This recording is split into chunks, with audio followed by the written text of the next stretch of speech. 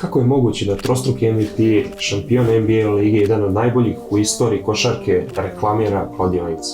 I tako prođeš beogradskim asfaltom i imaš šta da vidiš. Jokića na billboardima, ali ne Jokića koji pozira sa peharom u ruci sa svojom porodicom kako ljubi svoju ćerku, već Jokića koji promoviše kladionicu, propast pojedinca, a zatim i porodice i društva. Nasuprot njemu imamo također jedno veliko ime, možda jedno od najvećih svih vremena u svetu sporta, to je Novak Đoković, koji promoviše rast porodice, otvara vrtiće, drži motivacione govore i zaista daje veliki boljitak društvu kroz sport, jer on svoju popularnost i svoju karijeru koristi kao platformu za uticanje na druge, na jedan pozitivan način, a ne za sopstveni lični prosperitet. Zato, brate, sestro, prijatelj, roditelj, treba da imamo Jokića u molitvama, da se osvijesti da ovo što čini je veliko zlo i da zapravo u budućnosti ne ponavlja istu grešku.